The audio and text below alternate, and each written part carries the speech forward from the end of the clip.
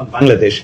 Given UN Human Rights Commission Chief, নতুন করে বাংলাদেশের উপর কোনো নিষেধাজ্ঞা দেবে কিনা এমন প্রশ্নই উঠেছে মার্কিন পররাষ্ট্র দপ্তরের নিয়মিত প্রেস ব্রিফিংয়ে। বাংলাদেশ সেনাবাহিনীর উপরে কি এই যে নিজের মানুষের উপরে গণহত্যা সংঘটিত করলো, এর জন্য কি তাদের উপরে কোনো আন্তর্জাতিক স্যাংশন আসবে? 16 জুলাই ঘটনা ঘটার সাথে সাথে পুরো বিষয়টা সারা পৃথিবীর, জাতিসংঘ বলেন, বিভিন্ন মানবাধিকার সংগঠন বলেন, বিভিন্ন সংবাদ মাধ্যম বলেন, সবার কাছে কিন্তু এটা সাথে সাথে পৌঁছে দেওয়া হয়েছে।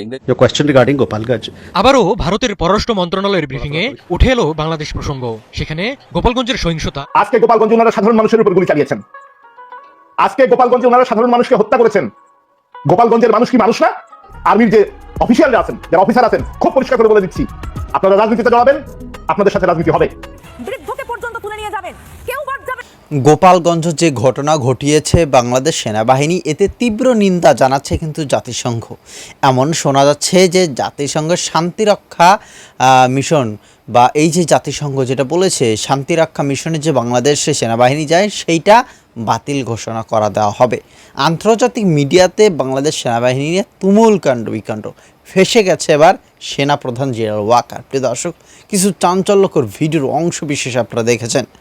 আশা করছি আমাদের এই কথাগুলো শুনবেন এবং আপনাদের মতামত জানাবেন। আপনারা একটু জানাবেন যে গোপালগঞ্জে যে ঘটনা ঘটেছে এর পেছনে মূল হোতা কে হতে পারে, সেনাপ্রধান জেনারেল ওয়াকার নাকি ডক্টর মোহাম্মদ ইউনূস?